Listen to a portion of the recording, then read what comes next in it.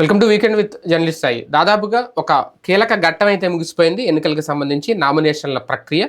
ఇక అసలు ఘట్టం మిగిలి ఉంది ఎన్నికలు మాత్రమే. ఆ తర్వాత ఇక ఫలితాలు. అది 13వ తేదీన ఎన్నికలు, 4వ తేదీన జూన్ 4వ తేదీన ఫలితాలు. ఈ నామినేషన్ల తర్వాత ఎటువంటి క్లారిటీ వచ్చింది? అలాగే సిద్ధం సభలు కూడా ముగిసిపోయాయి. అటు బస్సు యాత్ర ముగిసిపోయింది, సిద్ధం సభలు ఎప్పుడో ముగిసిపోయాయి. ఇక సుడిగాలి పర్యటనలు ఒక పక్క జగన్మోహన్ రెడ్డి గారు కానీ, అలాగే నరేంద్ర మోడీ, ఇంకో పక్క ఆల్రెడీ జనసేన అధినేత పవన్ కళ్యాణ్, చంద్రబాబు నాయుడు సుడిగాలి పర్యటనలు అయితే మొదలు పెట్టేశారు. జగన్మోహన్ రెడ్డి గారు కూడా ఇవాళ రేపు ఆయన కూడా యాత్రలు మొదలు పెట్టబోతున్నారు. ఇప్పటికే చెల్లెళ్ళు వెర్సెస్ అన్న అన్నట్టుగా ఒక అతిపెద్ద వివాదం చోటు చేసుకుంది. ఆయన నోటి నుంచి వివేకానంద రెడ్డి గురించి మాట్లాడిన మాటలు కానీ, చెల్లెల గురించి మాట్లాడిన మాటలు కానీ చాలా అంశాలు ఉన్నాయి. ఇవన్నీ చర్చించే ప్రయత్నం చేద్దాం వాళ్ళ వీకెండ్ విత్ జర్నలిస్ట్ స్థాయిలో. సార్, ముందుగా చూసుకుంటే నామినేషన్ ప్రక్రియ పూర్తి అయిపోయింది. ఇంకా విత్డ్రా 29న అనుకుంటా. నామినేషన్ తర్వాత అంటే ఒక క్లారిటీ ఏమన్నా వచ్చిందా? ఏముంటుంది, రొటీన్. ఇక అభ్యర్థుల ఎంపికే ముఖ్యం తప్పించి నామినేషన్లో స్క్రూట్నీలో ఎవరిదన్నా పోతే అక్కడ ఏంటి అనే సంక్షోభం, దానికి కొన్ని తాత్కాలికమైన ఏర్పాట్లు చేసుకున్నారు. ఫర్ ఎగ్జాంపుల్ భార్యలు నామినేషన్ వేయడమో, భర్తలు నామినేషన్ వేయడమో ఇట్లాంటిది. కాబట్టి అది లేకపోతే ఈ విత్ డ్రాయల్స్లో తీసేస్తారు. అంటే స్క్రూట్నీలో మిగిలిపోయినటువంటి అభ్యర్థులు ఏంటో తెలిపోయాక ఇక ఆ భార్య భర్త ఎవరో ఒకళ్ళు నామినేషన్స్ విత్ డ్రా చేసుకోవడం అనేది జరుగుతుంది. అది తప్పించి ఓవరాల్ గా పెద్ద ప్రాబ్లం ఏమి ఉండదు. కేసులు భయం వెంటాడుతున్న కేసులు దాదాపు చాలా మంది అభ్యర్థులకు ఆ భయం ఉంది, కీలక అభ్యర్థులకు కూడా ఆ భయం ఉంది. దానివల్లే భార్యలతో నామినేషన్ వేయించినా, భర్తలతో నామినేషన్ వేయించినా అది ఏమైనా ఎఫెక్ట్ ఉంటుందా? అంటే ఆ విషయంలో అధికార పక్షం ఏమైనా సీరియస్గా ఉందా? అందుకనేనా ఆ భయం వాళ్ళలో? అసలు ఏం లేదండి. కేసుల వలన ఏ నామినేషన్ ఉపసంహరణ ఇది నామినేషన్ తిరస్కరించబడదు. కేసులు కాకుండా శిక్ష పడాలి. అది కూడా 2 సంవత్సరాల పైబడిన జైలు శిక్ష పడితే మాత్రం, ఇప్పుడు తోట త్రిమూర్తులు ఉన్నాడు, 18 నెలల జైలు శిక్ష పడింది కాబట్టి అతనికి సేఫ్ జోన్. కానీ అందులో ఒక ఆస్పెక్ట్ ఉంది, అది ఇప్పుడు అధికారులు తేల్చేది. ఏంటది అంటే అంటరానితనం నిషేధ చట్టం ప్రకారం కనుక ఎవరి మీదకైనా జైలు శిక్ష పడితే వాళ్ళకి 1 నెల పడ్డా 6 నెలలు పడ్డా ఏది పడ్డా కూడా అనర్హత అనేటువంటిది వర్తిస్తుంది అనేటువంటిది ఒక పాయింట్ ఉందన్నమాట. అంటే దానికి ఇంకా పర్టికులర్ 2 years లిమిట్ అనేది దానికి అసలు అంటరానితనం నేరం కింద శిక్ష పడితే ఆటోమేటిక్ గా అనర్హులు అనేటువంటిది ఒక గతంలో తీర్పులు అయ్యే ఉన్నాయి. దాన్ని బేస్ చేసుకుని మూవ్ అవుతున్నారు ఇప్పుడు. అట్లాంటి కాన్సెప్ట్లు ఉంటాయి అన్నమాట. అది కూడా ఆయన ఒక్కడికే అనుకుంటా, ఇంకెవరికి అంతే. మిగతా అన్ని కూడా కేసులు, మర్డర్ కేసులే ఉండండి, అటెంప్ట్ మర్డర్ అంటే శిక్ష పడే రోజు దాకా కూడా చట్టం ఏం చెప్తోంది, నిందితులుగా చూపెడుతుంది. ప్రస్తుతం ఫస్ట్ ఎప్పుడైనా సరే నిందితుడు ఇతనే నేరం చేశాడని కోర్టు నమ్మిన తర్వాత ముద్దాయి అవుతాడు. ఆ తర్వాత శిక్ష వేస్తుంది. శిక్ష వేసినప్పుడు నేరస్తుడు అవుతారు. కాబట్టి శిక్ష పడేదాకా కూడా కోర్టు దృష్టిలో నిరపరాధిగానే చూస్తుంది కోర్టు. నిందితుడు అంటే ఒక నిందారోపణ ఎదుర్కొంటున్న వ్యక్తిగానే చూస్తుంది. అప్పటి వరకు అతనికి పూర్తి హక్కులు ఉంటాయి.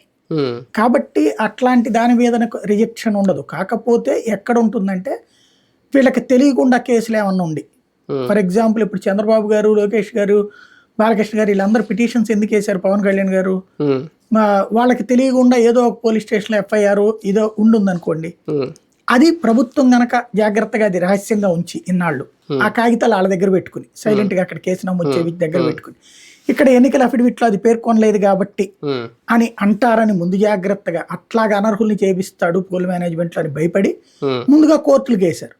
కోర్టు ఇచ్చేమంది రిపోర్ట్ ఆ DGPకే ఆదేశించింది. ఆ రిపోర్ట్ ఆధారంగా వీళ్ళు ఇప్పుడు పవన్ మీద 8 కేసులు ఉన్నాయని తేలింది, 2 తెలంగాణలో 6 ఇక్కడ అని చెప్పేసి.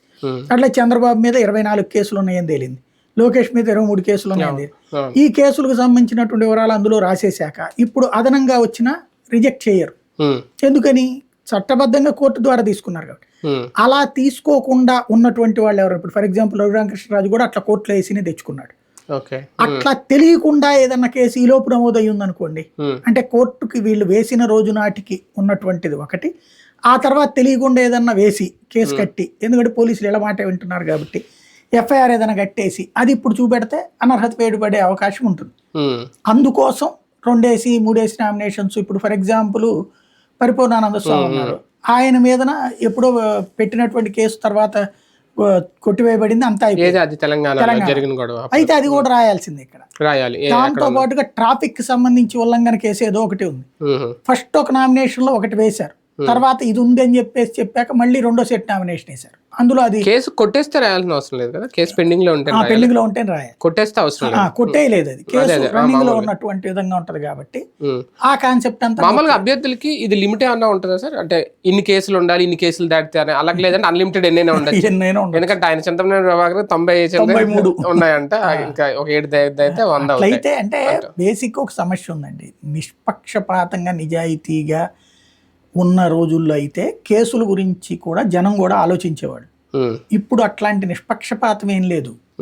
రాజకీయ కక్ష సాధింపు కేసులు ఇప్పుడు జగన్ మీద పెట్టిన కేసులు ఉన్నాయి. ఫర్ ఎగ్జాంపుల్ సరే, ఈడీ సిబిఐ కేసులు కక్ష సాధింపే, అది కాంగ్రెస్ ప్రభుత్వం పెట్టినటువంటి కేసులు. లేదు పోనీ అది కక్ష సాధింపు కాదు, అది నిజం అనుకుందాం. ఫర్ ఎగ్జాంపుల్ తర్వాత పెట్టిన కేసులు, వైజాగ్ వెళ్ళినప్పుడు ఆపిన కేసు, లేకపోతే నిరాదీక్ష చేస్తున్న కేసు. ఇప్పుడు చంద్రబాబు నాయుడు మీద ఉంది స్కిల్ డెవలప్మెంట్, కుంభకోణం కేసులు. అబద్ధమని వాళ్ళు అంటారు, నిజమని వీళ్ళు అంటారు. అది పక్కన పెడదాం. అవి కాకుండా మిగతా కేసులు ఏవైతే ఉన్నాయో ఇట్లాంటివే కదా, ధర్నాలో లేకపోతే రాస్తారోకోలో ఇట్లాంటివే కదా.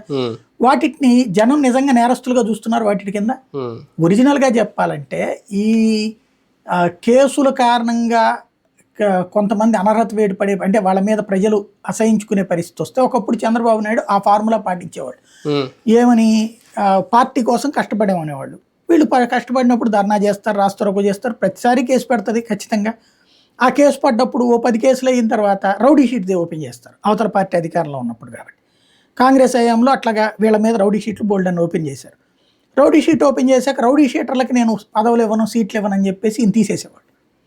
దాంతో ఇక పార్టీ తరపున ఎవడు పని చేయడానికి రోడ్డు మీదకి వస్తారు? చివరికి ధర్నా చేయడానికి ఎవడు వచ్చేవాడు కాదు.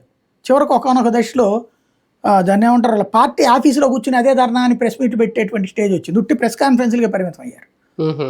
ఈ ట్రిప్ అందుకని లోకేష్ ఏం చెప్పాడు, మీకు ఎన్ని కేసులు ఉంటే అంతగా నేను మీకు పదవులు ఇస్తానన్నాడు. అందుకని ఇప్పుడు ప్రతి ఒక్కరు కూడా ధర్నాలు గొడవలు చేస్తున్నారు. ఆ చేసినందువల్ల కేసు వస్తుంది. నిజంగా ఏ కేసుల్ని వాస్తవంగా చెప్పాలంటే హత్యా ప్రయత్నం, హత్య. అయితే ఇప్పుడు అవి కూడా రొటీన్ అయిపోయినాయి. ఎట్లాగా, ఇప్పుడు మీ మీద కక్ష ఉందనుకోండి, ఇద్దరు పోట్లాడుకుంటుంటే చంపబోయాడని కంప్లైంట్ పెడతాడు. మీరు గవర్నమెంట్ అధికారంలో ఉన్నారంటే కనుక మీ మీద కేసు తీసేస్తారు, పెట్టరు. అప్పుడు దొమ్మినో లేకపోతే కనుక ఘర్షణో 294 కిందనో న్యూసెన్స్ కిందో పెడతారు, లేదా అసలు కేసే పెట్టరు. అదే మీరు కనుక అధికారంలో ఉన్నారనుకోండి, మీరు అధికారంలో లేరనుకోండి, మీ మీద ఆ కేసుని అట్లాగే తీసుకొచ్చి పెట్టేస్తారు. అక్కడ ఏమని, అటెంప్ట్ టు మర్డర్ అని పెడతారు. ఒక ప్రభుత్వ కార్యాలయంలో ధర్నా చేయడానికి వెళ్తే ప్రభుత్వ ఆస్తుల విధ్వంసం కేసులు పెడతారు, ప్రభుత్వ అధికారి మీద హత్యా ప్రయత్నం కేసులు కూడా పెడుతున్నారు ప్రతిపక్షాల మీద. అంటే వీటిట్లో ఏది నిజమైనటువంటి కేసు? చివరికి అసలు నిజమైన మర్డర్ కేసులు కూడా వీటిట్లో వెళ్ళిపోతున్నాయి. అందువల్ల జనం కూడా వాళ్ళ మీద కేసులు అంటే ఉంటాయిలే, ఎవడి మీద లేవులే అంటున్నారు. ఆ స్టేజ్కి డెమోక్రసీ చచ్చిపోయింది. ఓ రకంగా ప్రజాస్వామ్యం అనేటువంటిది ఇప్పుడు ఒక కామెడీగా మారిపోయింది.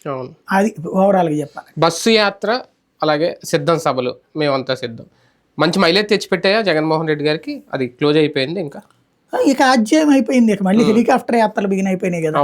బేసిక్గా ఒకటే, ఆ బస్సు యాత్రల ఫలితం ఏంటంటే అంటే నైరాశ్యంలో ఉన్నటువంటి శ్రేణులకి, అంటే చంద్రబాబు నాయుడు పద్దాగా తిరుగుతాడు, లోకేష్ పాదయాత్రలు చేశాడు, పవన్ కళ్యాణ్ అప్పుడప్పుడు వచ్చి తిరుగుతున్నాడు, వాళ్ళందరూ రోజు పత్రికల్లో హైలైట్ చేస్తున్నారు, హడావిడి చేస్తున్నారు. వీటి మధ్యన అసలు మనం ఏంటి, జగన్మోహన్ రెడ్డి నెలకోసారి ఏదో మీటింగ్ పెడతాడు, బట్టన్ నొక్కుతాడు, వెళ్ళిపోతాడు. అక్కడ కూడా కార్యకర్తలతో ఇంటరాక్షన్ లేదు.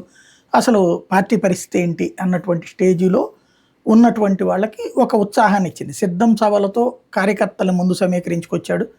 ఆ కార్యకర్తలకు ఒక దిశానిర్దేశం చేయగలిగాడు, వాళ్ళందరికీ ఒక ఉత్సాహాన్ని నింపాడు. ఆ తర్వాతన వచ్చేటప్పటికి గ్రౌండ్ లెవెల్ వర్క్ అంతా చేసుకుంటూ పోయాడు. ఈ మేమంతా సిద్ధం సభలతో కార్యకర్తల్ని, నాయకుల్ని, ఆయా ప్రాంతంలో ఉన్న వాళ్ళని పేరు పెట్టి పలకరించడం, వాటితో మ్యాక్సిమం కార్యకర్తలు, నాయకులకి గ్రౌండ్ లెవెల్లో 5 ఏళ్ళు అధికారంలో ఉన్నటువంటి సందర్భంలో వచ్చిన అసంతృప్తి కొంతమేర చల్లారుతుంది. ముందు మానసిక సంతృప్తి పడతారు, వాళ్ళకి పూర్తిగా మనస్ఫూర్తిగా పనిచేస్తారు లేదా అన్నది రేపు ఎన్నికల్లోనే తెలుస్తుంది. ఏదంతా ఇక గ్రౌండ్ లెవెల్లో ఐపాక్ వాళ్ళు చేసుకుంటారా, లేకపోతే లోకల్ ఎమ్మెల్యే క్యాండిడేట్లు చేసుకుంటారా, చేసుకోవాలి. అంతవరకు పూర్తి సక్సెస్. ఇక ఈ ఇట్లలో సిద్ధం సభలు 4 చోట్ల జరిగినాయి. ఈ యొక్క 85 నియోజకవర్గాలనేమో జరిగినాయి, టచ్ అయినాయి. ఈ 85 ప్లస్ ఆ 4 89 పోను మిగతా నియోజకవర్గాల్లో 40-45 ఉన్నాయి కాబట్టి వాటిని ఇప్పుడు హెలికాప్టర్లో రోజుకు 3 చొప్పున తిరుగుతారు. అది మళ్ళీ అక్కడ ఉన్నటువంటి క్యాడర్కి, అక్కడ ఉన్న అభ్యర్థులకి ఉత్సాహాన్ని ఇచ్చేటటువంటి కార్యక్రమం. అంతే. ఇక్కడ ఏంటంటే స్టార్ క్యాంపెయినర్ సిస్టమ్ దీంట్లో లేదు. మామూలుగా తెలుగుదేశం పార్టీ ఏం పెడుతుందో కూడా తెలియదు. స్టార్ క్యాంపెయినర్ ప్రాంతీయ పార్టీల్లో పెద్దగా పెట్టరు. జాతీయ పార్టీలో ఇప్పుడు స్టార్ క్యాంపెయినర్లో 20-30 పేర్లు ఇస్తారు, ఉమ్, కానీ ప్రాంతీయ పార్టీలో స్టార్ క్యాంపెయినర్లు 4-5 పెడతారు. ఉమ్, ఇప్పుడు వైఎస్ఆర్ కాంగ్రెస్ పార్టీకి ఒక్కడే ఒక స్టార్ క్యాంపెయినర్, ఆయన తప్పించి ఇంకెవరు లేరు అనుకుంటా. అంతే జగన్మోహన్ రెడ్డి గారు. కానీ సిద్ధం సభలో కానీ ఇక్కడ కానీ ప్రచార బస్సు యాత్రలో కానీ ఎమ్మెల్యేలు పరిచయానికే పరిమితం అయ్యారు తప్ప ఈ ఎన్నికల్లో ఎక్కడా కూడా ఎమ్మెల్యే క్యాండిడేట్లు హైలైట్ అవ్వలేదు. వాళ్ళు ఇండివిజువల్గా ఉపన్యాసాలు కానీ ప్రసంగాలు కానీ వాళ్ళ ప్రచారాలు కానీ ఎక్కడ చూసినా జగనే అన్నట్టుగానే ఉంది. అది అంటే 2019కి ఇప్పటికీ మధ్యలో చాలాసార్లు అదే అంశం, ఎమ్మెల్యేలకు ప్రాధాన్యత లేదు, ఎమ్మెల్యేలకు ఇంపార్టెన్స్ లేదు, మొత్తం అంతా వాలంటీర్లే చక్కబెట్టారని. ఇప్పుడు మళ్ళీ కూడా అదే రిపీట్ అవ్వబోతోంది అనే సంకేతం ఈ బస్సు యాత్ర ద్వారా వచ్చిందా? అంటే ఎలక్షన్ ప్రచారం అప్పుడు అభ్యర్థిని పరిచయం చేయడం కాకుండా అభ్యర్థికి ఏమిస్తారు ప్రయారిటీ? ఇంతకుముందు అభ్యర్థులే ప్రచారాలు చేసుకునేవారు, అభ్యర్థులే ప్రచార రథాల్లో తిరిగేవారు, అంత క్యాంపెయినింగ్ అంతా వాళ్ళదే ఉండేది. ఇప్పుడు అది ఎక్కడా లేదు. ఎక్కడ చూసిన జగన్ వెళ్తేనే క్యాంపెయినింగ్ తప్ప ఇంకా మిగిలిన క్యాంపెయినింగ్ అనేది ఎక్కడ ఉంది? ఇంకా అట్లాగే ఎవరి నియోజకవర్గంలో వాళ్ళు తిరుగుతున్నారు, వాళ్ళ రథాలు వాళ్ళకి సపరేటే కదా. అవును అవును. జగన్ వచ్చినప్పుడు జగన్ పక్కన ఉంచినప్పుడు జగన్దే ప్రచారం ఉంటుంది. అట్లాగే జగన్ లోపల కూర్చుని ఈయన ముందు పెట్టి ప్రచారం చేస్తాడా? ఇప్పుడు చంద్రబాబు ఏం చేస్తున్నాడు? ఆయననే పరిచయమే కదా, అభ్యర్థుల్లో ఉన్న అభ్యర్థులే ప్రచారం చేస్తారు, దేని అదే కదా. కానీ వాళ్ళు హైలైట్ అవ్వట్లేదు అక్కడ. అంటే ఎప్పుడైనా ఇప్పుడు చంద్రబాబు పక్కన నుంచి ఉన్నటువంటి అభ్యర్థి చంద్రబాబు హైలైట్ అవుతాడా, ఆయన హైలైట్ అవుతాడా? ప్రాక్టికల్ గా ఆ నియోజకవర్గానికి ఇదిగో నాకెంత ఆత్మీయుడు అని చెప్పడం అంతవరకే. మిగతా అది లోకల్ గా అదంతా తిరగాల్సింది ఎలా పనే కదా. అంటే ప్రాంతీయ పార్టీల్లో అది ఉంటుందా? ఇప్పుడు జాతీయ పార్టీ అంతే ఉంటది. జాతీయ పార్టీలో ఏముంది? ఇప్పుడు చూడండి, మన కాంగ్రెస్ పార్టీ రేవంత్ రెడ్డి అందరికీ తెలుసు, బట్టి విక్రమార్క అందరికీ తెలుసు, ఎవరికాలు ఇండివిజువల్ గా చేసుకున్నారు. ఆయన కోమటిరెడ్డి వెంకటరెడ్డి అందరికీ తెలుసు, ఎవరికాలు ఇండివిజువల్ గా. ఇక్కడ ఆ పరిస్థితి లేదు కదా. రాహుల్ గాంధీ వచ్చి పరిచయం చేయలేదు ఏంటండి? పరిచయం అనేది ఓకే, అంతవరకు. నియోజకవర్గంలో ఎవరికి ఆడే తోపు, ఏ నియోజకవర్గంలో ఆడే తోపు అక్కడ, అంతేగాని దాంట్లో ప్రత్యేకం ఉండదు. పై నాయకుడు వచ్చినప్పుడు వాళ్ళు పక్కన కూర్చుని వీళ్ళు చేసుకునేటప్పుడు ఇంకా స్టార్ క్యాంపెయినర్లు ఎందుకు వాళ్ళకి? ప్రాక్టికల్ గా వీళ్ళు ఇక్కడ ఆ నియోజకవర్గ స్థాయిలో ఎవరు ఉంటారు, ఆ స్థాయిలో విలువ ఉంటుందా లేదా అనేటువంటి పబ్లిక్ దగ్గర వీళ్ళు తిరిగే దాన్ని బట్టి ఉంటుంది. అభ్యర్థులు నాయకులు వెనకాల ఉన్నప్పుడు పక్క నుంచి అన్నం పెట్టడమే, వీళ్ళు ఆ నాయకుడి గురించి చెప్పడమే. చంద్రబాబు పరిచయం చేసే విధానం ఒకటి ఉంటుంది, పవన్ కళ్యాణ్ పరిచయం చేసే విధానం ఒకటి ఉంటుంది, జగన్మోహన్ రెడ్డి పరిచయం చేసే విధానం ఇంకొకటి ఉంటుంది. బస్సు యాత్రలో జరిగిన రాళ్లదాడి ఒక కుట్రగా జనాలు ఎంతవరకు చూస్తారు? జనాల్లో 2 రకాలు ఉంటుంది. తెలుగుదేశం అనుకూలురు కానీ లేదా జగన్ ద్వేషులు కానీ అది కుట్ర, జగన్ తనకి తానే చేయించుకున్నాడు అంటారు, లేదా ఫస్ట్ చేయించుకో అసలు తగలనే లేదంటారు, తర్వాత ఇది అంటారు. రకరకాల అభిప్రాయం ఉంటుంది. అదే సందర్భంలో జగన్ అభిమానులందరూ కూడా అవును తగిలింది, కుట్ర చేశారు అనుకుంటారు. ఎవరిది వాళ్ళదే ఇక్కడ. అంటే ఇప్పటికీ ప్రతిపక్షాలు దాన్ని యాక్సెప్ట్ చేయలేకపోతున్నాయి. ఇప్పటికీ వాళ్ళు ఎందుకు యాక్సెప్ట్ చేస్తారు? మంచోడా నేను, లేకపోతే జగన్ మంచోడా లేదనేది పక్కన పెడితే రాయిదాడి జరిగిందా లేదా అనే దాని విషయంలో అయితే క్లారిటీ ఉండాలి కదా. ఇప్పుడు బేసిక్ గా ఏదో ఒక క్లారిటీ వాళ్ళకు ఉంటే ప్రాబ్లం లేదు. ఒకటి, రాయిదాడి జరిగిందని ఒప్పుకుంటారా? కాసేపు అది ఒప్పుకోలేదు, అది నాటకం అన్నారు, తాడు అన్నారు, తనే గీసుకున్నాడు అన్నారు. ఇట్లా ఏదో ఒకటి కన్ఫైన్ అవ్వండి ముందు. వాళ్ళ ముగ్గురు కూర్చుని దీన్ని ఎలా చూద్దాం, జగన్ తనకి తానే చేయించుకున్నానని వాళ్ళే చెప్తారు. అసలు రాయి దెబ్బే తగలేదు నాటకం అని వాళ్ళే చెప్తారు. తనకి తర్వాత ఆ రాయి కొంచెం తగిలితే పెద్దదని వాళ్ళే చెప్తారు, తాడు తగిలిందని వాళ్ళే చెప్తారు, పక్కన ఇద్దరు గీసుకున్నారని వాళ్ళే చెప్తారు. ఏదో ఒకటి చెప్తే రాయి తనకి తానే కుట్రేసుకున్నాడు అనేది వరకన్నా కన్ఫైన్ అవ్వండి. లేదా రాయి దెబ్బ అనేటువంటిది ఏముంది ఆఫ్టర్ ఆల్ అన్నా చెప్పండి. ఈ 5 వెర్షన్స్ వాళ్ళ దగ్గర ఉంటే ఎవడేం చెప్పాలి దానికి?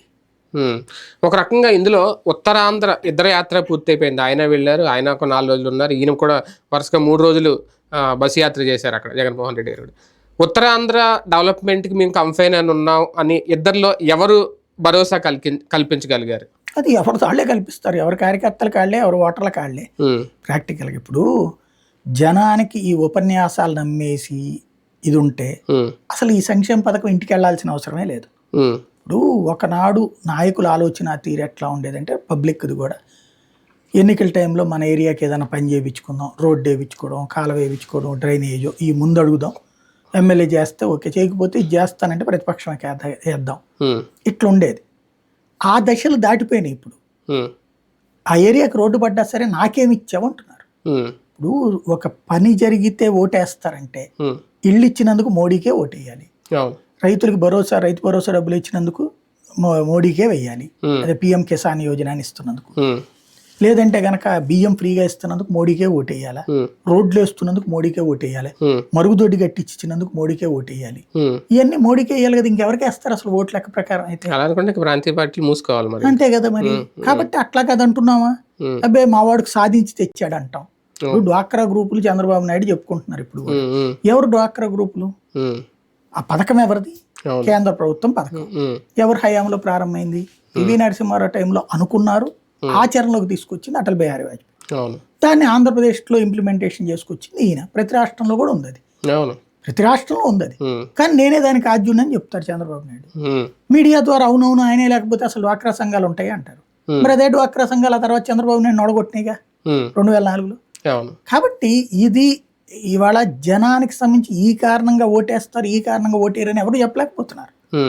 జనానికి ఏం కావాలన్నది ఎవరికి తెలియట్లేదు. మీకు ఓ సినిమా డైరెక్టర్ చెప్తారనమాట, ఒక ఏఆర్ రెహమాన్ చెప్తాడట, మంచి అద్భుతమైనటువంటి మ్యూజిక్ని అని బాగా కష్టపడి ఒక 4 రోజుల పాటు కసరత్తు చేసి కంపోజ్ చేస్తే కనీసం ఆ పాటని జనం విన్నారో లేదో కూడా తెలియనంత స్థాయిలో పోతుందంట.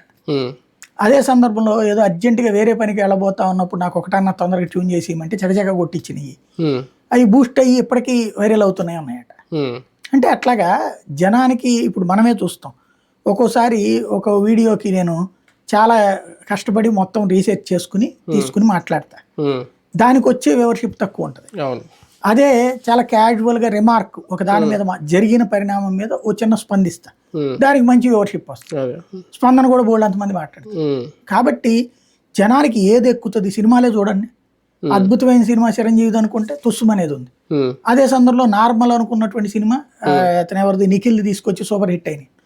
కాబట్టి జనం ఏ క్షణంలో ఎట్లా ఉంటది, జిహ్వకి బోలెడు రుచులు అంటారు, అట్లాగే మనిషి ఆలోచనని పసిగట్టడం అనేటువంటి చాలా కష్టం. 2014లో 2 పార్టీలకి కూడా అప్పట్లో అంటే డెవలప్మెంట్ గురించి నేను మాట్లాడుతున్నాను, సంక్షేమాలు ఇవన్నీ కాదు. డెవలప్మెంట్కి సంబంధించి ఒక సెంటర్ ఆఫ్ అట్రాక్షన్గా అమరావతి పోలవరం ప్రాజెక్ట్ చూపించారు. అప్పట్లో అవసరం, విభజన జరిగిన టైం కాబట్టి సీనియర్ కావాలి, అప్పుడు తెలుగుదేశం పార్టీ అధికారంలోకి వచ్చింది. 2019లో జగన్మోహన్ రెడ్డి గారు చూపించింది, ఆయన అధికారంలోకి వచ్చారు కాబట్టి ఆయన చూపించింది ప్రత్యేక హోదా గురించి, కేంద్రం మెడలు వంచుతానని చెప్పడం, ఇంకా ఆయన పర్సనల్గా ఆయన ఇచ్చిన మేనిఫెస్టో నవరత్నాలు. ఇప్పుడు 2024కి వస్తే ఇద్దరు 2 సార్లు పరిపాలించేశారు కాబట్టి ఉత్తరాంధ్ర ఇప్పుడు ఒక సెంటర్ ఆఫ్ అట్రాక్షన్గా కాబోతుందా? ఉత్తరాంధ్ర గురించి ఎందుకు అడుగుతున్నానంటే, ఇంకా అక్కడికి వెళ్ళిపోతే ఇంకా అదే రాజధాని, ఆల్రెడీ ఆయన రుషికొండ మీద కట్టడాలు కట్టేశారు, ఇంకా వెళ్ళిపోవడానికి సిద్ధంగా ఉన్నారు, రేపు అనుకుంటా మొత్తానికి ఇక్కడ దాకా తీసుకొచ్చేసారు, వెళ్ళలేదు.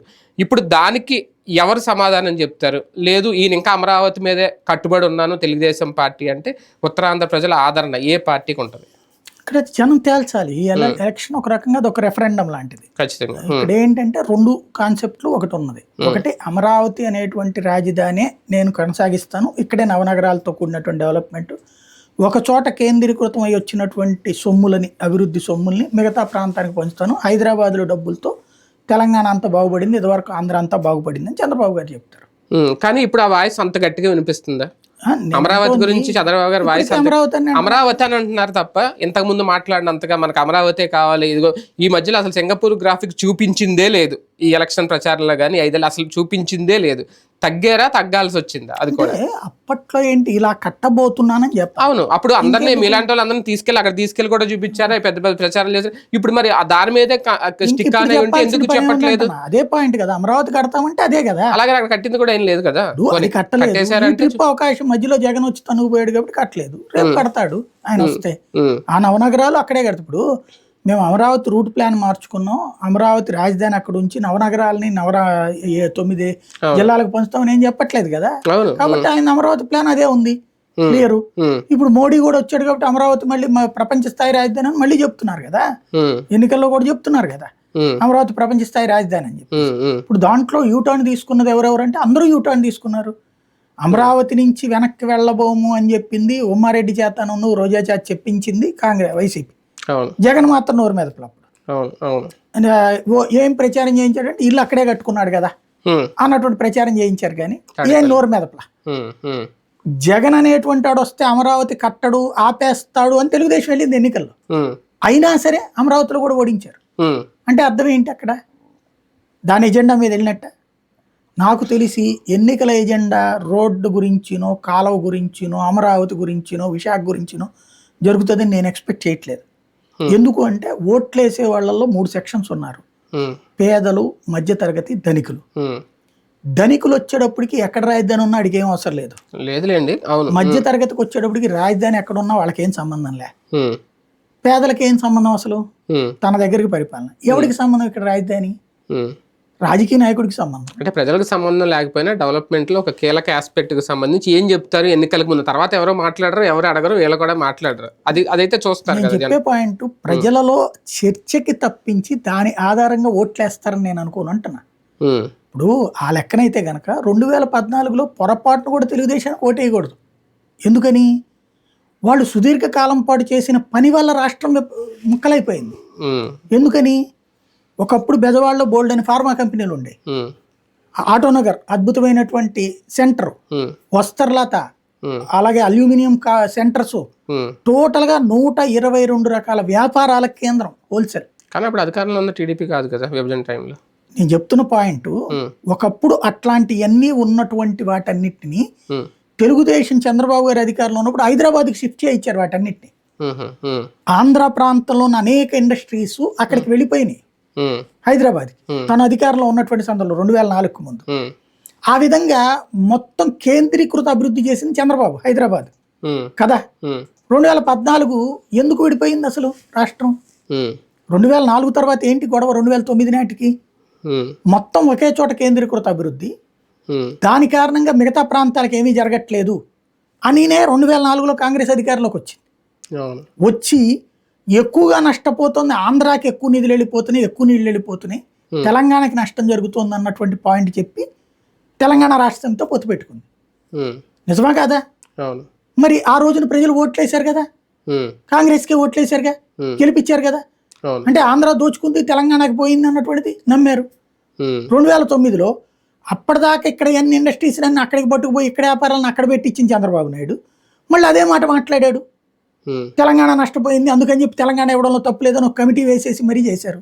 ఉమ్, ఇద్దరూ చేశారు. ఉమ్, అంటే అభివృద్ధి కేంద్రీకృతం జరిగిందని ప్రజలకి తెలియని ఆంధ్ర వాళ్ళకి. నిజంగా ఆంధ్ర వాళ్ళకి తెలియదా? ఉమ్, మన బిడ్డలందరూ అక్కడికి వెళ్ళి ఎందుకు ఉద్యోగాలు చేయాల్సి వస్తుంది? ఉమ్, కేంద్రీకృతం అక్కడ కావడం వల్లనే కదా. ఉమ్, అవును. అయినా కూడా మరి తెలుగుదేశానికి ఎట్లా ఓటేశారు 2014లో? అంటే అప్పుడు ఉమ్మడి ఆంధ్రగా ఉంది కాబట్టి విడిపోయిన 2014 సంగతి నేను చెప్తాను. నేను డెవలప్మెంట్ 2004, 2009లో అక్కడ కేంద్రీకృతం అయిందంటే చేయించారు. అప్పుడు ఉమ్మడి ఆంధ్రగా ఉంది కాబట్టి పట్టించుకోలేదు 94 అంటున్నాను. ఎన్టీ రామారావు 83 అప్పటి నుంచి తీసుకెళ్లి మొత్తం హైదరాబాద్ కేంద్రీకృత అభివృద్ధి జరిగింది. ఉమ్, ఉమ్, అది పీక్ స్టేజ్కి తీసుకెళ్లి చంద్రబాబు నాయుడు ఎన్టీఆర్ హయాంలో మన వాళ్ళు వెళ్ళి పెట్టుబడి పెట్టారు. ఉమ్, కానీ ఇక్కడ ఉన్న వాటిని కూడా షిఫ్ట్ చేసింది ఉమ్, చంద్రబాబు నాయుడు. ఉమ్, ఇప్పుడు మీకు ఇదివరకు ఎడ్యుకేషన్ హబ్ ఆంధ్ర అంటే, ఉమ్, అవును. తెలంగాణ వాళ్ళు కూడా ఇక్కడికే వచ్చి చదువుకునేవాడు. కేటీఆర్ ఎందుకు ఇక్కడికి వచ్చి చదువుకున్నాడు ఉమ్, అంటే రత్తయ్య విజ్ఞాన విద్యా సంస్థలు, అవును. నారాయణ, చైతన్య, కెనడి, ఉమ్, ఇట్లాగా విద్యా సంస్థలకు ఫెమిలియర్ ఇక్కడ. ఉమ్, కానీ చంద్రబాబు వచ్చాక ఏం చేశాడు? ఉమ్, వీళ్ళందరికీ హైదరాబాద్లో విద్యా సంస్థలు పెట్టుకోమన్నాడు, అక్కడ భూములు తక్కువ రేటుకు వచ్చేటట్టు చేసి పెట్టాడు, ఉమ్, ఆ ఏరియా చేశాడు. ఉమ్, ఏమైంది? హెడ్ క్వార్టర్లు కూడా వెళ్ళిపోయినాయి. ఉమ్, మరి ఎందుకని ఇదంతా?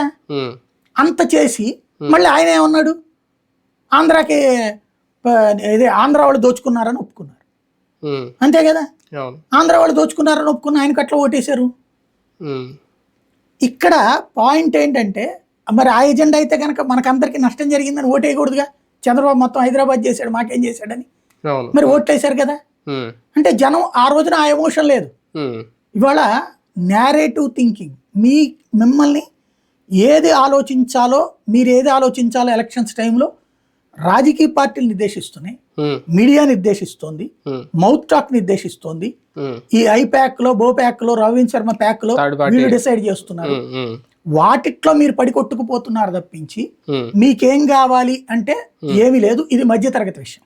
అవును. అవును. లేబర్కి వచ్చేటప్పటికి మాకు అనవసరం, ఉమ్, నువ్వు ఏమంటావు, నేను వస్తే అభివృద్ధి చేస్తా, నువ్వెత్తే అభివృద్ధి చేస్తాను, నువ్వేం చేస్తా నాకెందుకురా, అంతే. నాకేమి ఇస్తున్నావు, అవును. మీరందరూ అభివృద్ధి చేసామంటే మీరు కోట్లు దంచేసుకున్నారు, ఉమ్, మా ఇంటికి ఏమొస్తుంది అని అడగటం ప్రారంభించారు. ఉమ్, ఈ అడుగుతున్నటువంటి లేబర్ని సంతృప్తి పరచడం కోసం ఉమ్, 2014లో చంద్రబాబు గారు రూటు మార్చుకుని సంపూర్ణ రుణమాఫీ, డ్వాక్రా రుణమాఫీ అని పెట్టారు. ఉమ్, చేయలేకపోయారు. ఉమ్, 85,000 కోట్లు అవసరమైనప్పుడు 18,000 కోట్లు చేశారు రుణమాఫీ, రైతు రుణమాఫీ. డ్వాక్రా రుణమాఫీ అసలు చేయకుండా 10,000 రూపాయలు చొప్పున జనానికి పంచారు. మరి అది కూడా డబ్బులేంది? వ్యక్తి లబ్ధి చేకూర్చడమే కదా, అంతే కదా, వ్యక్తిగత లబ్ధి చేకూర్చడమే కదా. అంతే కదా. ఉమ్, అది చూసిన జగన్మోహన్ రెడ్డి అంతకంటే ఎక్కువ ఇస్తే తప్పించి మనకు ఓటు రావని డిసైడ్ అయ్యాడు. ఎందుకు? లేబర్కి ఒకసారి రూపాయలు వాడి చేశాక ఇంకా అంతకంటే ఎక్కువ ఆశిస్తాడు కానీ తక్కువ ఆశిస్తాడా? ఇప్పుడు ఒక ఎమ్మెల్యే క్యాండిడేట్ ఎమ్మెల్యేతో ఆగిపోతున్నాడా? ఫస్ట్ నాకు రాజకీయ ప్రవేశం కావాలి, తర్వాత ఎమ్మెల్యే కావాలి, తర్వాత మంత్రి కావాలి, క్యాబినెట్ హోదా కావాలి, తర్వాత ముఖ్యమంత్రి కావాలి. ఇప్పుడు చిన్న ఎగ్జాంపుల్ జంగా కృష్ణమూర్తి ఉన్నాడు, ఆయనకి ఎమ్మెల్సీ 2 సార్లు ఇచ్చారు. 2014లో ఇచ్చారు, 2019లో ఇచ్చారు అని చెప్పేసి ఆయన ఏమంటాడు, నాకు ఇవ్వలేదా నేను పార్టీ మారుతానంట. అంటే పిల్లలకి ఇచ్చారు మళ్ళీ 2 పోస్టులు, అయినా స్వార్థం ఏమన్నా ఆగుతుందా? మరి వాళ్ళకే స్వార్థం ఉన్నప్పుడు జనానికి ఎందుకు స్వార్థం ఉండదు? ఏమవుతుంది? అందుకని అంతకంటే ఎక్కువ ఇస్తానని చెప్పాడు, ఇచ్చాడు. ఎంతకంటే ఎక్కువ ఇస్తానని చంద్రబాబు చెప్తున్నాడు.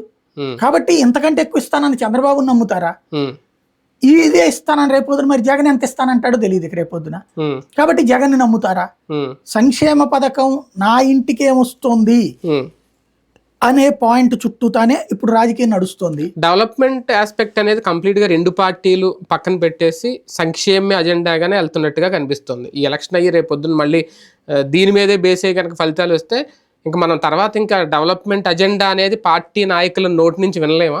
అంటే చదువు రాని వాడు మాట్లాడుకునేది ఆ మాట ఉంటుందండి, లేదా చదువు ఎక్కువైపోయినాడు వాళ్ళిద్దరూ ఆ మాట మాట్లాడుకుంటున్నారు. సరిగ్గా ఆలోచిస్తే డెవలప్మెంట్ లేకుండా మీరు ఎట్లా డబ్బులు కడతారు? నాకు అర్థం కాదు.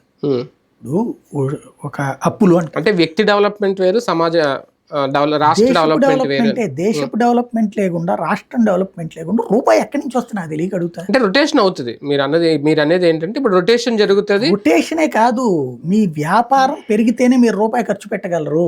నేను చెప్పేది ఏంటంటే చంద్రబాబు నాయుడు టైంలోనూ డెవలప్మెంట్ జరిగింది, జగన్మోహన్ రెడ్డి టైంలో డెవలప్మెంట్ జరిగింది. కానీ తెలంగాణ టైంలో ఎట్లాంటి అబద్ధాలు చెప్పారు, ఏది ప్రజలకు అందరికీ కూడా తెలంగాణ నష్టపోయిందని చెప్పారు, ఆ తర్వాత ఆంధ్ర నష్టపోయిందని చెప్తున్నారు. అంటే మనం వాళ్ళు నేరేషన్ థింకింగ్ లో పడిపోయాం, మనం కూడా గుడ్డే దిశలో పడ్డట్టు. 2014, 2004, 2009లో ఏం చెప్పారు? తెలంగాణ అన్యాయానికి గురైంది, ఆంధ్ర వాళ్ళు దోచుకున్నారని చెప్పారు. మీరు నేను దోచుకున్నామా? కానీ ఓహో అవును అనుకుంటా, పాపం వాళ్ళు ఏదో దోచుకుపడ్డారట కానీ ఏంటి అనుకున్నాం మనం. అంతే. తర్వాత రాష్ట్రం విడిపోయాక ఏం చెప్పారు? తెలంగాణ దగ్గర ఆస్తి అంతా కేంద్రీకృతం అయిపోయింది, మనం అంతా దోపిడీకి గురయ్యామని చెప్తున్నారు. అంటే ఏమనాలి ఇక్కడ? ఎవరిని మోసం చేస్తున్నారు? మనం గుడ్డే దిశలో పడ్డట్టు అట్టాగే వెళ్ళిపోయాం. అంతేగాని ఎప్పుడన్నా మనము అసలు ఆలోచించామా? ఏందిరా అట్ట మాట్లాడారప్పుడు, ఇప్పుడేమో ఇట్ట మాట్లాడుతున్నారు. ఇప్పుడు లోటు బడ్జెట్ ఉన్నటువంటి రాష్ట్రం ఆంధ్ర ఎట్టయింది, మిగిలి బడ్జెట్ ఉన్నటువంటి రాష్ట్రం తెలంగాణ ఎట్టయింది 2014 నాటికి? ఒక్కడన్నా చెప్పు కొట్టాలి కదా అది నాయకుడిని. ఎట్ట చెప్పారా మీరని ఎవడం కొట్టాం మనం. దాంతో మేమేం చెప్తే అది వినే ఎర్రేదోలు జనాలు అనుకుంటున్నారు, వింటున్నారు. జనాలకు కూడా అర్థమైంది ఏంటి, మనం వెళ్ళి వాళ్ళతో కొట్టుకుని గొడవ చేసుకోగలమా? లేదు. కాబట్టి మాకేమొస్తుంది? మరి ఇప్పుడు ప్రభుత్వాలు ఈ అలవాటు ఉన్నటువంటి తర్వాతన వీళ్ళు ఎక్కడి నుంచి డబ్బులు తెచ్చేయాలి? నోట్లు ముద్రించేసుకోవడానికి కేంద్రం అనుమతి ఇవ్వదు కదా. మీ జిఎస్డిపి మీద వచ్చే ఆదాయం అంటే జిఎస్డిపి అంటే ఏంటి? మనకి టోటల్గా ఎంత కొనుగోళ్లు అమ్మకాలు జరుగుతుందో దాన్నంతా కలిపి వచ్చేటటువంటి దాన్ని టోటల్ లాభది. అందులో 3% మాత్రం మీకు అప్పుకు అనుమతిస్తారు. అలాగే ఆదాయ వనరు పెరుగుదల అన్నటువంటిది కూడా ఇందులో కౌంట్. చంద్రబాబు ఉన్నప్పుడు పెరిగింది, జగన్మోహన్ రెడ్డి ఉన్నప్పుడు పెరిగింది. అప్పుడు పర్సంటేజ్ ఎక్కువ, అప్పుడు పర్సంటేజ్ కంటే ఇప్పుడు పర్సంటేజ్ ఎక్కువ. కాబట్టి పెరుగుదలలో ఎక్కడా ప్రాబ్లం లేదు. పెరుగుదలలో తరుగుదల ఉండొచ్చినేమో కానీ పెరుగుదలకు ప్రాబ్లమే లేదు. ఈవెన్ ఇండియా డెవలప్మెంట్ కూడా జీడిపి అనేది మన్మోహన్ సింగ్ టైంలో కూడా పెరిగింది. జీడిపి గ్రోత్ అంటాం. పెరుగుదలలో తరుగుదల ఉంది. ఆయన ఉన్నప్పుడు 6% జరిగితే, ఇదే 3%, 2% జరిగితే ఇప్పుడు 7%, 7.5% జరుగుతుంది. ఇది కామన్. అంటే పెరుగుదల ఎక్కడా తగ్గట్లా, తరుగుదల వైపుకి వెళ్ళింది ఒక కరోనా టైంలో, మైనస్ వైపుకి వెళ్ళింది. ఈవెన్ మైనస్ వైపు వెళ్ళినప్పుడు కూడా ఆంధ్రప్రదేశ్ డెవలప్మెంట్ జరిగింది.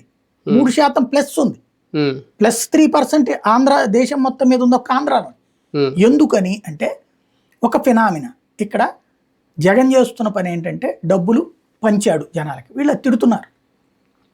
మధ్యతరగతి డబ్బులు పంచితే తీసుకెళ్ళి ఇంట్లో దాచిపెట్టుకుంటారు, బంగారమో ఫిక్స్డ్ డిపాజిట్లో చేసుకుంటారు. There is no rotation. అదే లేబర్కి డబ్బులు పంచితే ఈ సూత్రం అంతర్జాతీయ సూత్రం, అది ఇతను ఎక్కడ చదివాడు ఎక్కడ కనిపెట్టాడు కానీ టాక్టికల్గా కనిపెట్టాడు జగన్. దాన్ని ఇంతకుముందు రఘురామరాజన్ కాకుండా ఎవరో సంథింగ్ 2 ఆర్థికవేత్తలు చెప్పారు ఆ మొక్క.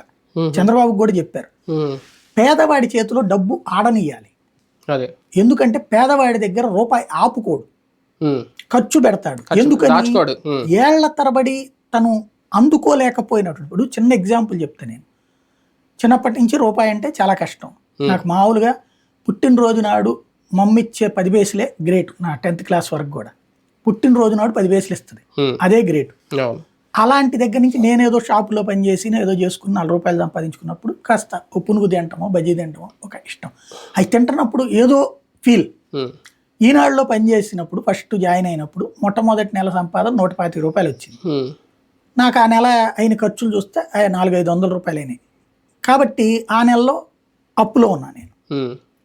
ఆ నెలలో బోల్డ్ స్టోరీలు రాసినా కూడా ఫస్ట్ నెల కాబట్టి నాకు సంబంధించి అవి ప్రింట్ అయ్యేలా, దానికి ఫోటోలు గిటోలు తీయించేయాలి. నాకు తెలియదు ఆ రోజుల్లో, కొత్త స్ట్రింగ్ అని కాబట్టి. అందులో ట్రైనింగ్ డెస్క్ లో కూర్చోబెట్టి ట్రైనింగ్ ఇచ్చి చేస్తారు. నాకు ఆ ట్రైనింగ్ కూడా అక్కర్లేదు, నువ్వు వెళ్ళి వార్తలు రాసుకోపోవాయా అన్నారు. దాంతో ట్రైనింగ్ అయితే రోజుకి 45 రూపాయలు అని డబ్బులు ఇస్తారు. నాకు అది లేదు. ఆ టైంలో ఇంకొకరికి ఎవరికో ట్రైనింగ్ ఇస్తున్నారంట, ఒకరికే ఇస్తారట. కాబట్టి నాకు లేదు అది. అందువల్ల నేను డైరెక్ట్ గా ఫీల్డ్ లోకి వెళ్ళేటప్పటికి రాసేయడం అయితే రాసేస్తున్నా రోజు స్టోరీ, కానీ స్పాట్లు కవర్ వేసారు కానీ స్టోరీలు వేయలే. ఆ స్టోరీలు వేయకపోవడం వల్ల ఆ ఫోటోలు తెచ్చి వేయాలన్న సంగతి నాకు తెలియదు. తర్వాత అది డెస్క్ సబ్ ఎడిటర్ గారు ఆ ఫోటోగ్రాఫర్కి చెప్పి ఈ స్టోరీలన్నీ ఇచ్చి ఆ ఫోటోలు తీసుకురా అంటే ఫోటోగ్రాఫర్ తెచ్చి ఇచ్చాడు. నెక్స్ట్ మంత్ 1వ తారీఖు నుంచి అవి పడ్డాయి ఫుల్. ఆ నెల అంతా చూస్తే అంటే ఈనాడు హిస్టరీలో ఏంటంటే 400 సెంటీమీటర్లు పడితే ఒక నెలలో వస్తే మొత్తం వస్తే ఆ నెల నుంచి పేపర్ వేస్తారు ఫ్రీగా, బస్ పాస్ ఇస్తారు. అది మామూలుగా చాలా మందికి 2 ఏళ్ళు 3 ఏళ్ళు కూడా పట్టింది. నాకు 2వ నెలలోనే అది వచ్చేసింది. ఎందుకని ఇవన్నీ వేసేటప్పటికి 2వ నెల 1800 రూపాయలు అంత వచ్చింది డబ్బులు. వచ్చేటప్పటికి నాకు ఆ రోజున ఉన్న తృప్తి నాకు బాగా గుర్తు. కంకిపాడులో రాజేష్ అని కంకిపాడు స్టెంగర్ ఉండేవాడు. ఆడునే నేను వాడిని తీసుకెళ్ళి స్వీట్ షాప్ లో నాకు ఈ పెళ్ళిళ్ళల్లో అది ఉంటుంది చూడండి, మన బాదం కేక్, అది ఎప్పుడో పెళ్ళప్పుడు తిన్నాను, ఇష్టం. కానీ ఒకటే వేస్తారు కదా పెళ్ళిలో, కాబట్టి ఆ రోజున 1/4 కిలో కొనుక్కుంది అన్న. అంటే నా సొంత డబ్బులు నేను ఖర్చు పెట్టగలనని. అలాగా పేదవాడికి డబ్బులు వచ్చినటువంటి సందర్భంలో ఉండేటటువంటి తృప్తి వేరు.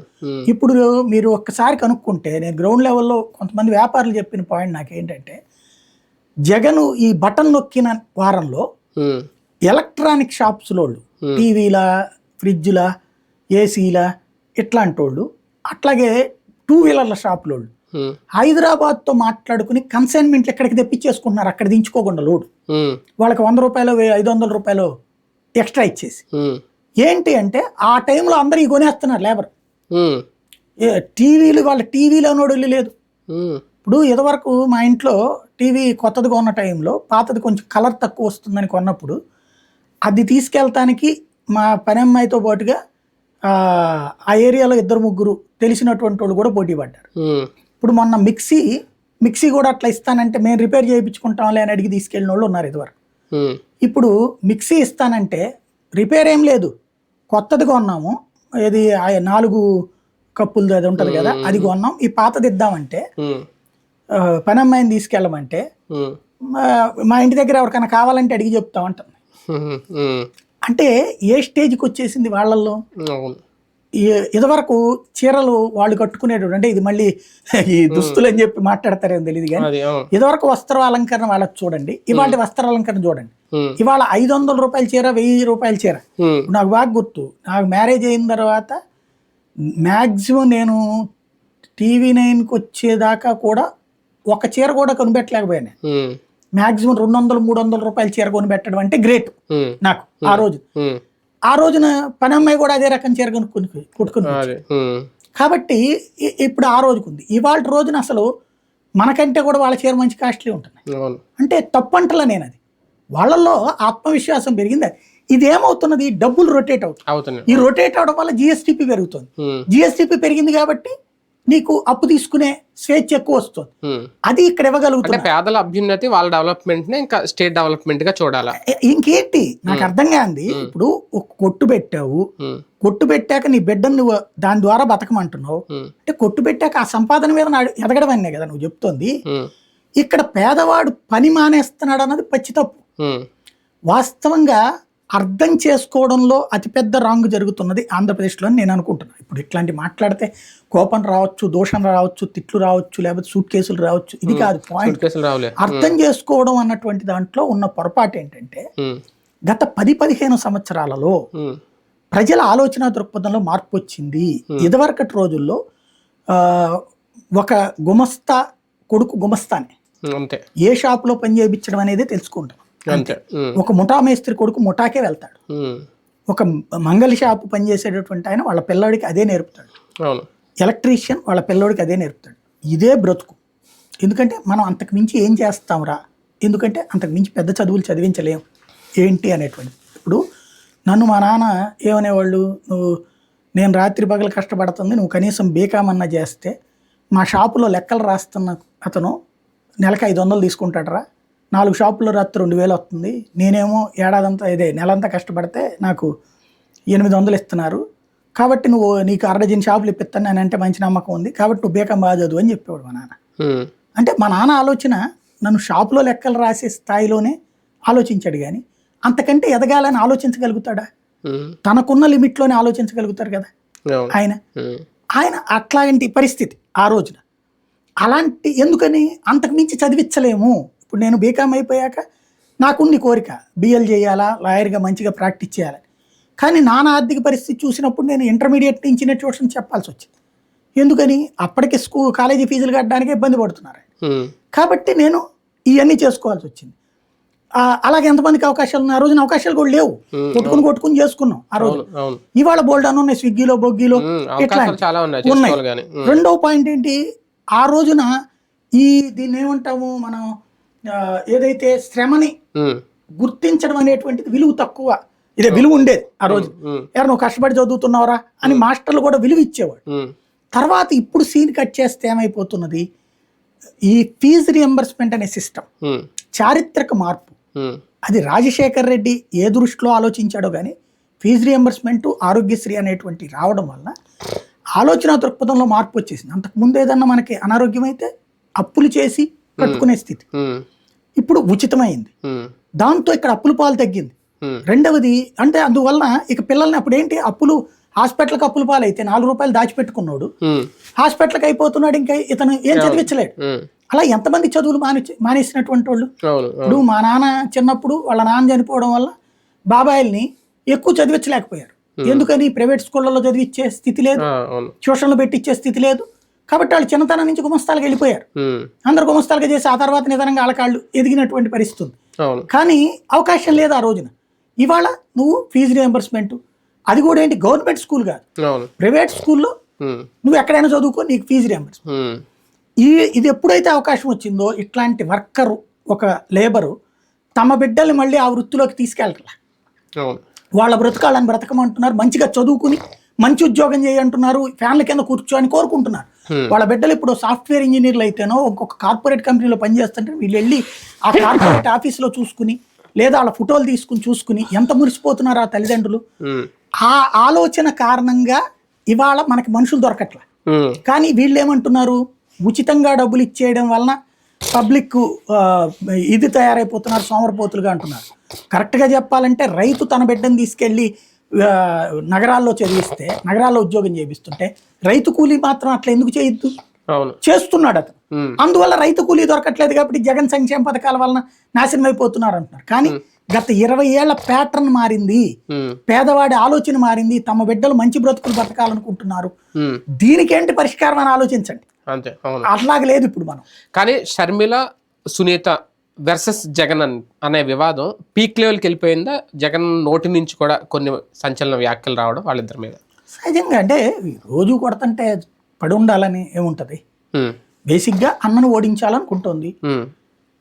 ఇప్పుడు వీళ్ళది నేను ఒక పదం విన్నా, మొన్న ఎవరో చెప్పారు, వీళ్ళ జట్లు ఉంటాయి కదా తెలుగుదేశం సోషల్ మీడియా టీం, ఐటీడీపీను లేకపోతే వైసీపీకి సంబంధించిన ఐపాక్, వాళ్ళకట నేరేటివ్ స్టోరీ అని పెడతారట. రోజు ఈ రోజు ఏ అంశం మీద హైలైట్ చేయాలి, ఎలాగ నేరేట్ చేయాలి అనేటువంటిది పెడతారట. ఈ 2 పార్టీలు ప్రాంతీయ పార్టీలు, మరి జాతీయ పార్టీలు అట్ట ఉందో లేదో నాకు తెలియదు. ఇవాళ ఏ టాపిక్ ని హైలైట్ చేయాలి, ఎలాగ దాన్ని అర్థం చేయాలి జనానికి, అంటే మనం ఎలా ఆలోచించాలో వాళ్ళు డిసైడ్ చేసేస్తున్నారు. అలాంటి నేరేటివ్ థింకింగ్ లోనే షర్మిల అనే ఆవిడ ప్రవేశపెట్టబడింది. ఆవిడ ఆ నేరేటివ్ థింకింగ్ లో ఏం చూస్తుంది, తన బాబాయిని హత్య చేశాడని నమ్ముతోంది, అవినాశే చేయించాడని నమ్ముతోంది, సునీత నమ్ముతోంది. దీనికి సిబిఐ అనేది వాళ్ళు ఒక పాయింట్ చెప్తున్నారు అంతే. సిబిఐ అనేటువంటి దాంట్లో 2 ఛార్జ్ షీట్లు ఉన్నాయి, ఫస్ట్ ఛార్జ్ షీట్ వేరు, 2వ ఛార్జ్ షీట్ వేరు. సరిగ్గా అబ్జర్వ్ చేస్తే దాంట్లో నిజాలు కనబడతాయి. నేనైతే చదువుకున్నాను కాబట్టి, లేదా క్రైమ్ రిపోర్టింగ్ కూడా చాలా కాలం పాటు చేశాను కాబట్టి నాకున్న అవగాహన మేరకు మొట్టమొదటి దాంట్లోనే సునీల్ యాదవ్, గంగిరెడ్డి స్కెచ్లో సునీల్ యాదవ్ కానీ దస్తగిరి కానీ వీళ్ళందరూ చేశారని వచ్చింది. వాళ్ళు మర్డర్ ఫర్ గెయిన్ అంటే గంగిరెడ్డి అనేటువంటి వాడికి డబ్బులు ఇవ్వాలా, ప్లస్ వీళ్ళకి ఇవ్వాలి దస్తగిరికి, వీళ్ళ సునీల్ యాదవ్కి తల్లితో ఈయనకి సంబంధం ఉండటం, వీటన్నిటి కారణంగా జరిగిన మర్డర్ అని తేల్చింది ఫస్ట్ ఇన్వెస్టిగేషన్.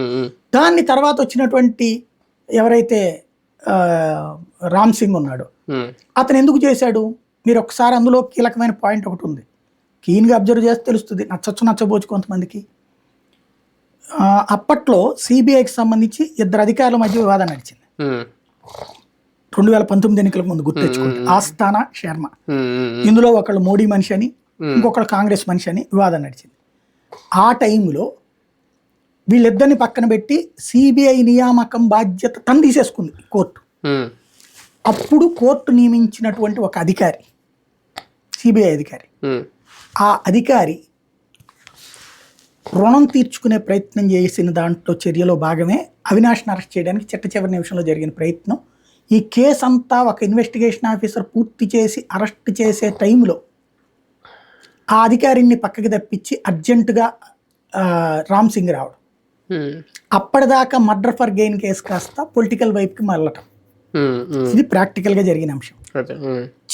చివరి రోజున 3 రోజుల పాటు ఇతను బయటికి రాకుండా హాస్పిటల్లో కూర్చుని నాటకం ఆడడానికి వెనకాల ఉన్న కారణం కూడా అదే. ఆ ఆఫీసర్ తను వెళ్లేలోపు స్వామి భక్తి నిరూపించుకోవడానికి లేదా రుణం తీర్చుకోవడానికి అతని జైల్లో వేసి వెళ్ళాలని ప్లాన్ చేశాడు. జగన్కి ఆ సంగతి తెలుసు, అవినాష్కి ఆ సంగతి తెలుసు. ఆ 3 రోజులు ఆపితే ఆ తర్వాత మళ్ళీ రెగ్యులర్ యాక్టివిటీ జరుగుతుంది. సుప్రీం కోర్టు చెప్పింది అది రామ్ సింగ్ తప్పని కదా, హైకోర్టు చెప్పింది రామ్ సింగ్ తప్పని, అతను తీసేయమని ఆదేశించింది. అంటే ఏం జరిగింది అక్కడ? కానీ వాళ్ళు మొహమాటానికి పోయి అతన్ని తీసేయమన్నారు, కానీ దీంట్లో ఇదేంటి అని చెప్పి నిలదీసి. కానీ ఒకటి, ఎంతవరకు ఇద్దరికి పొలిటికల్ గా గెయిన్ అవడానికి ఈ అంశం ఉపయోగపడుతుంది వాడుకుంటున్నారు? ఇప్పుడు బేసిక్గా షర్మిలకి ఏంటి అంటే అవినాష్ నోడించి అక్కడ గెలవాలన్నది,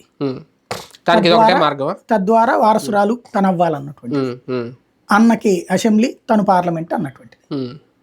అదే సందర్భంలో సునీతకి ఏంటి ప్రాబ్లం అంటే తను ఇరుక్కోవాల్సినటువంటి అంశం. ఇప్పుడు సాక్ష్యాలు తారుమారు చేశారని భాస్కర్ రెడ్డి మీద, అవినాష్ రెడ్డి మీద కేసు పెట్టారు. సునీత రెడ్డి మీద కూడా అదే పెట్టాలిగా లెక్క ప్రకారం. ఎందుకని? ఫోను కాగితం దాచేశారు కదా చివరిదాకా, దాని మీద ఫింగర్ ప్రింట్స్ ఉంటాయిగా, అవన్నీ పోయినట్టేగా. అంటే షర్మిల గెలిచినంత మాత్రాన సునీతను నరేష్ రాజశేఖర్ సేవ్ అయిపోయినట్టు అయితే ఏం కాదు, ఇప్పటికే సేవ్ అయిపోయినట్టు. ముందే పెట్టాల్సింది కేసు పెట్టాలి వాళ్ళ మీద, ఫస్ట్ లో పెట్టాల్సిందే ఆగిపోయింది అంటేనే సేవ్ అయిపోయినట్టు. అక్కడ ఏం జరిగింది అనేది ఢిల్లీలోనే కథ, కాబట్టి అక్కడ సేవ్ అయిపోయారు. ఇప్పుడు ఆ సునీతకి మళ్ళీ రేపైనా వీళ్ళు పిటిషన్ వేశారు కదా, కృష్ణారెడ్డి వేసాడు పిటిషన్, వీళ్ళందరూ వేశారు పిటిషన్, కాబట్టి రేపు ఇరుక్కుపోతాం అనే భయం వచ్చింది. కాబట్టి రివర్స్ లో వస్తున్నారు వాళ్ళు. వాళ్ళిద్దరు ఉద్దేశం ఏంటి, ఇక్కడ పెద్ద కుటుంబం చేతిలో రాజకీయం ఉండకూడదు, చిన్న కుటుంబం చేతిలో ఉండాలి. తమ అన్న తమ మాట వింటలేదు, ఎందుకంటే వదిన మాట వల్ల, వదిన ఆ కుటుంబాల నుంచి వచ్చింది కాబట్టి అన్నటువంటి వీళ్ళది ఒక రకంగా కుటుంబ వివాదం అది. అంటే కుటుంబం మీదన, పుట్టింటి మీదన మాకే ఆధిపత్యం కావాలి, అత్తింటి మీద మాకే ఆధిపత్యం కావాలని చూస్తున్నారు. ఇప్పుడు నర్రెడ్డి రాజశేఖర రెడ్డి ఇంట్లో సునీతదే ఇష్టారాజ్యం, అట్లాగే అనిల్ ఇంట్లో షర్మిలదే ఇష్టారాజ్యం, పుట్టింట్లో కూడా మా ఇష్టారాజ్యమే నడవాలని కోరుకుంటున్నారు. భారతి దానికి అంగీకరించట్లేదు. దానివల్ల వచ్చిన గొడవలో నుంచి అవినాష్ రెడ్డికి భారతీయ టికెట్ ఇప్పించింది అనేటువంటిది ఇలా ఫీలింగ్.